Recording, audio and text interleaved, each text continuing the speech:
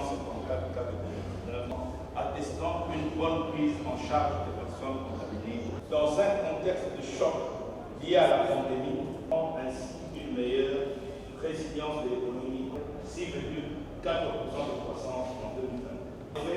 Le taux de change à fin période s'est stabilisé en passant le septembre franc congolais pour $1 américain pour un montant de 1,5 milliard de dollars.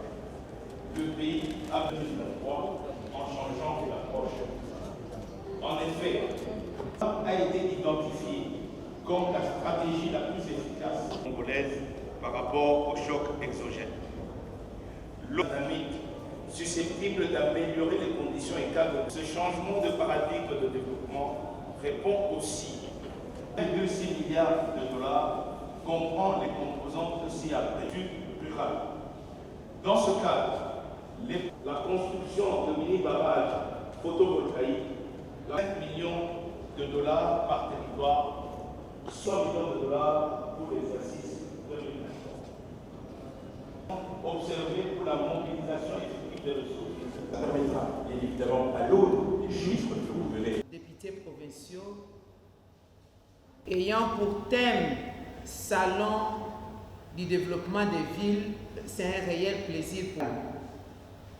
Kinshasa, la capitale, regorge à peuple de 15 à 17 millions d'habitants selon les nouvelles données, et c'était 12 millions en 2018 contre 3,6 millions en 1990. Devant cette réalité, la République démocratique du Congo fait face à d'énormes défis sociaux, environnementaux, sanitaires, tels que l'exclusion sociale des plus démunis, l'insécurité, la pollution, les inondations, l'accumulation des déchets, la multiplication des logements inadaptés ou des taudis, sans compter des épidémies et de manque d'accès à des services et à des infrastructures de base. Les investissements dans les infrastructures et les structures industrielles et commerciales n'ont pas suivi les rythmes de concentration de la population, tout comme les investissements dans les logements. Suivant certaines estimations de 2016 déjà, plus de 65% de la population vivait dans des quartiers de taudis ou logements inadéquats ou de mauvaise qualité. Seuls 64% des ménages urbains usaient en 2016 des moyens sanitaires d'évacuation d'ordures. Par contre, seuls 10% seulement des ménages, dont 26% en milieu urbain et 1% en milieu rural, évacuent leurs eaux usées à travers les égouts, les caniveaux d'eau de pluie ou des eaux perdues.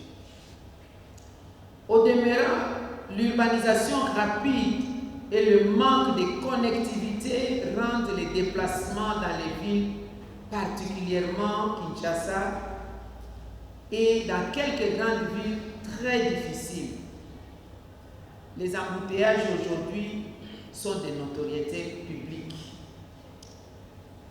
À Kinshasa, l'insuffisance des moyens de transport fiables limite les opportunités d'emploi pour les travailleurs et empêche les entreprises de tirer parti des économies d'échelle. Seuls 55% des ménages aujourd'hui sont logés à moins d'1 kilomètre d'un arrêt de bus, avec des disparités énormes entre les provinces et les milieux de résidence. Un contraste frappant, seuls 26,2% des utilisateurs des transports sont satisfaits des services, parmi lesquels ceux qui utilisent les transports privés. En outre, les coûts de déplacement restent très élevés en RDC à cause des demi-terrains. En moyenne, un Congolais dépense plus d'un tiers de son revenu dans les transports. Pour les entreprises, le manque de moyens de transport idoines et les coûts élevés et relatifs accroissent sensiblement les coûts de production et des transactions.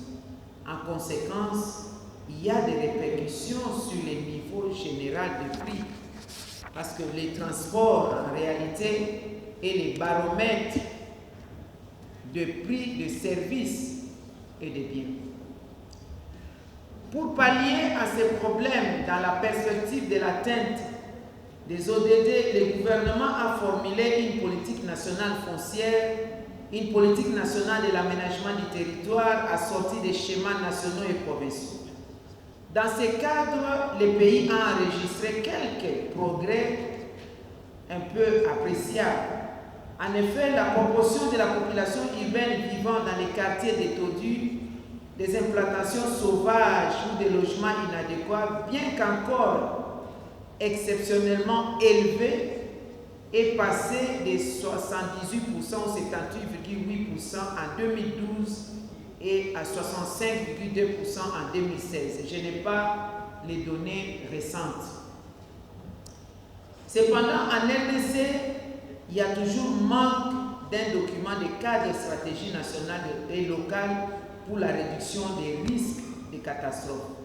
Nous notons aussi que plusieurs initiatives sont entreprises au niveau infranational par les parties prenantes.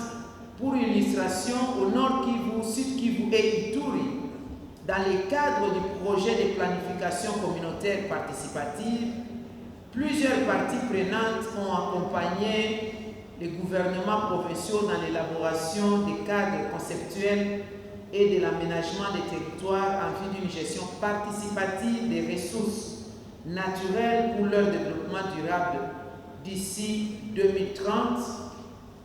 Dans ce même élan, 3 plans communautaires d'occupation foncière ont été produits avec toutes les parties prenantes, dont je peux donner l'exemple de 3 sites pilotes à l'échelle des groupements, notamment dans les territoires de Djougou, en Ituri, les territoires de Rutshuru au Nord Kivu et à Kalehe dans le Sud Kivu, avec l'accompagnement des partenaires techniques et financiers pour le développement. Conscient de la portée et de la sensibilité de la gestion foncière, particulièrement